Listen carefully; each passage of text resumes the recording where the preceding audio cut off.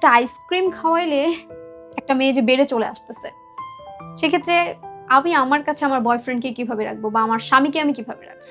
খুব লজিক্যাল কথা বলছো বোন। এইটা সবচেয়ে মানে আমি মাফ চাই এভাবে বলতেছি, কিন্তু নারীদের সম্মান এইভাবেই কিছু নারী নষ্ট করছে এবং এটা বাস্তবতা। এই শহরে, এই দেশে, পুরো দুনিয়াতেই এখন এই একই অবস্থা। তুমি তৃপ্তি করতে না পারলে সে আরেক জায়গায় গিয়ে অপশন খুঁজতেছে, আরেকজনের কাছে গিয়ে শুয়ে পড়তেছে। তুমি রাখবা কেমনে? প্রশ্ন হচ্ছে তাকে রাখার দরকার আছে কিনা। এই প্রশ্ন কিন্তু কোনোদিন করো নাই। সবসময় মনে হচ্ছে রাখবা কেমনে, রাখার দরকার আছে কি। যেই বিড়াল তোমার কাছে বিশ্বস্ত না, যেই বিশ্বাস করে কুকুরটা পালন করতেছো তোমাকে দারোয়ানের মতো পাহারা দেবে, সে গিয়ে আরেকজনের গেটে বসে আছে, তারে রাখবা না রাখা দরকার? দরকার নেই তো। তোমার মনের দরজা যার জন্য খোলা, সে আরেকজনের চাবি দিয়ে গুথায় বেড়াবে এবং তুমি তার জন্য সিন্দুক খুলে রাখবা, ভালোবাসার উষ্ণতা দিয়ে বেড়াবা? No. না তো রে ভাই।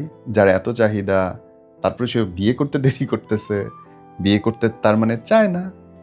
আর যদি না চায়, কে টাকা পড়ছে তোর ভাই? যারা এত চুকচুকানি, এত জরুরত, কবুল বলে ঘরে তুলে নাও। আজ হোক কাল হোক বিয়ে তো কর ভাই।